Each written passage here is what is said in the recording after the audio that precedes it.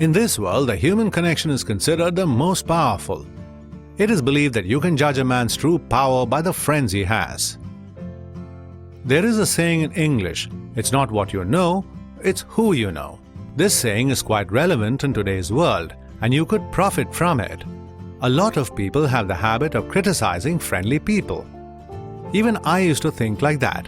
I used to feel that these type of people only know how to flatter, and yes, this is true to a certain extent, that these type of people can betray at any time. But this book does not ask you to behave like them. This book only gives you a guideline as to how you should speak with people so that all of them benefit and a lot of problems in your life get solved.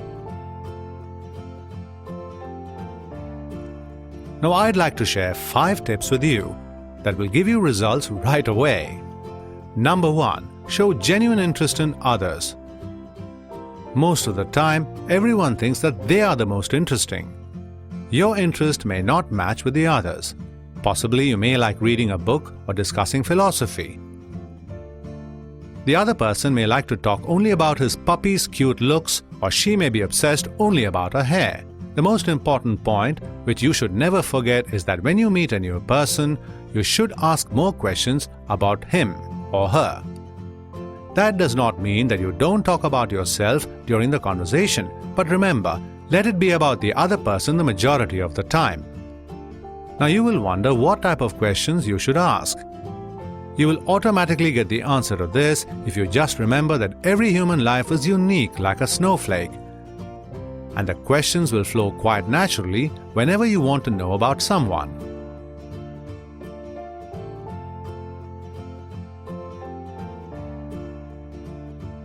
Remember FORD, which when expanded means family, occupation, recreation, which means hobbies, and dreams. These are the qualities about which you can ask questions.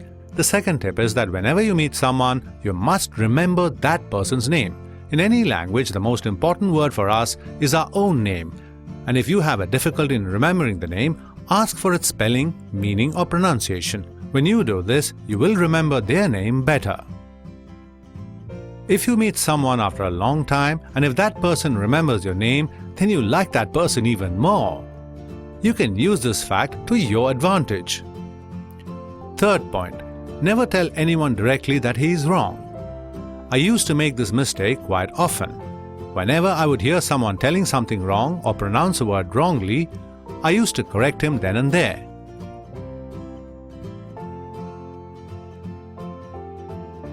I used to feel that I was doing the right thing. The one I correct should thank me for correcting him and letting him know what is right.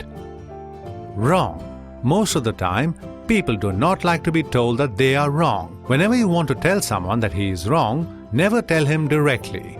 If you want to tell him, tell it very politely. Let the person retain his dignity. If you embarrass someone by telling him that he is wrong, then you're not only embarrassing him, but you may also lose a good friend. Make the person feel good about everything around. And never tell him directly that he is wrong. If you have to tell him, tell it in a very nice and polite way.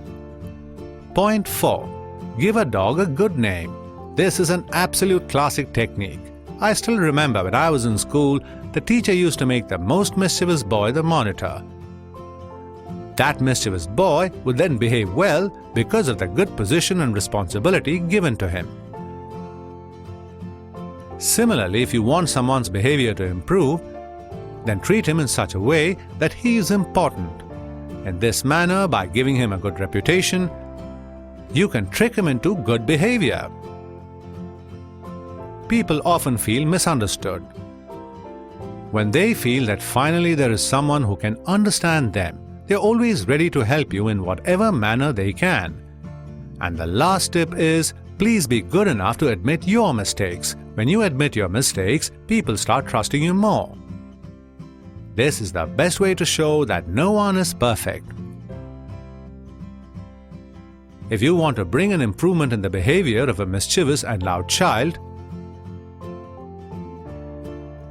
then you will have to tell him that there was a time when even you were like him.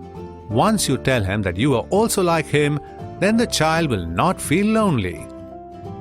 This way, he will feel that the two of you are of the same type and he will actually start listening to you. It becomes much easier to advise and improve someone's mistake when you admit yours. When none of us are perfect, then why say that we are?